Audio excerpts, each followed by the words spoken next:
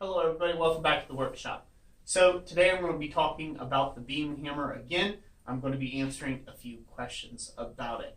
So thank you for watching, and if you haven't seen the video on the trailer video of the beam hammer yet, I will put a link down in the description below for that, and I will also put it at the end of this video.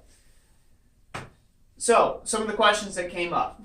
How long will wood last with the beam hammer? The wood should last about as long as Bradley helve hammers have lasted in the past, which were old strap hammers, and they were predominantly made with wood. Now, they had steel frames, and they had wooden beams, and they did a whole menagerie of different things with wood and steel, and wood and steel has been used together for as long as we have been smithing. Take into effect your forging hammer. It's got a wooden handle. So, should this hold up? Yes, it should. It should hold up quite a bit to the forging rigors that you may take and find yourself getting into. Now, do I know how long that will be? No, I do not. The one thing I would like to state about any hammer that you undertake the process of building or buying, it will require routine maintenance.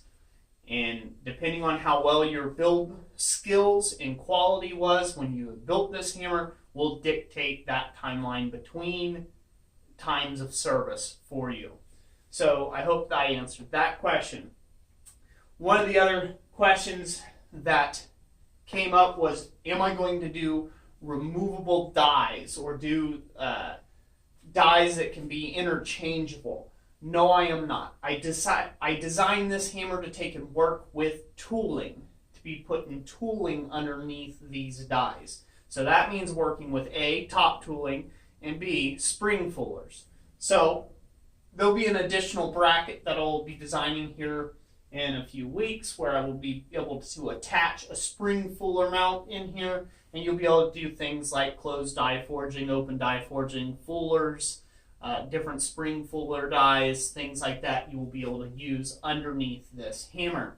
So make sure to take and hit that little jingly bell and subscribe if you want to see those videos in the future on how to make those. Also, the plans are meant to be an accompaniment to a video that I am working on producing right now, which was the entire build process of this power hammer. Now that video is mostly in time lapse. It's going to be a very long voiceover. It'll be approximately about 30 minutes long. It might be a little more than that long, so it'll be a long-winded video, but it's meant to take and help you walk through some of the logic of how to put each individual step together so you have a starting point. Now, guys that have already bought the plans, I thank you, and you probably have already gotten started on your hammers, so that video won't be as valuable to you, but just to let you know, it is there as a resource, or it will be here in the next few weeks or so. Next question I get on the beam hammer itself is the fact that it wobbles a little bit. You see this wobbling here. The only reason why that wobbles like that, and it wobbled in the video, is the fact that I only have 2 anchor bolts that aren't even secured into my shop floor. I did that just so this way it wouldn't walk on me and it would just stay in one spot as I was shooting the video. This isn't going to be my main hammer, as I have only designed this hammer and built this hammer to try to help the blacksmithing community.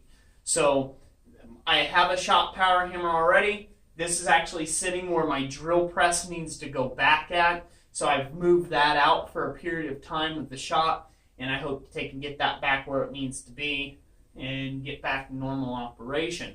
So I'm going to be producing some other videos on the beam hammer itself where I'm doing different projects under the hammer dies, and I hope that that will take and showcase enough of the features for anybody who is considering taking and building these plans. Now, there's the last point.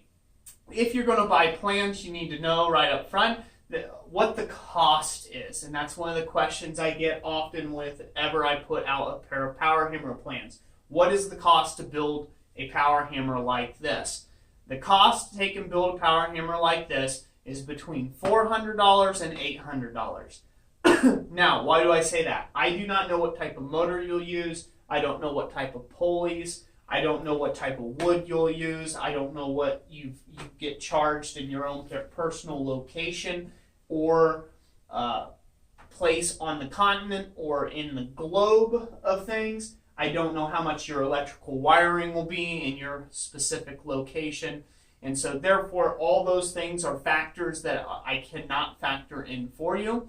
There will be links in the video description, not this one, in the trailer's video description, where you can find the individual little pieces and parts to take and put this together. And those are affiliate links where you can click on them, you can go over. It's a great way of helping them support the channel, but it's also a great way of you being able to find all your stuff in one place.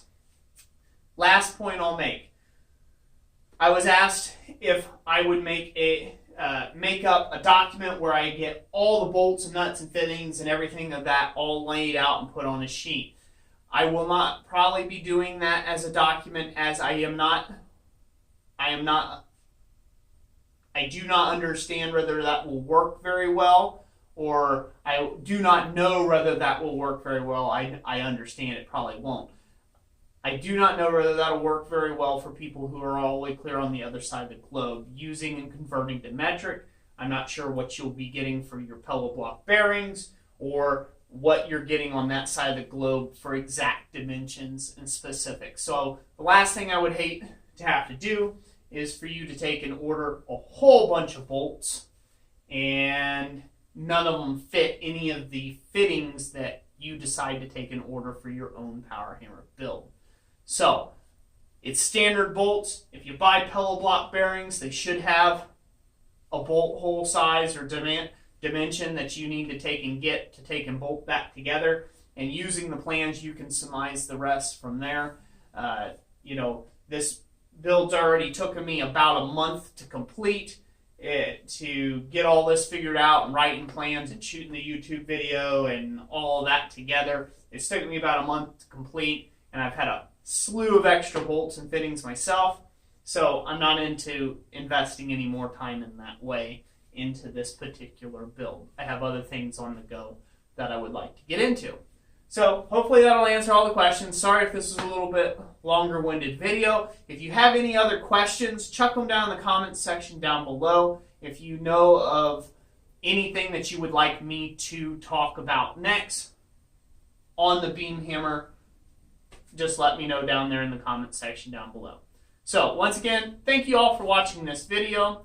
God bless you all, and like I always say, we'll catch you on the next one.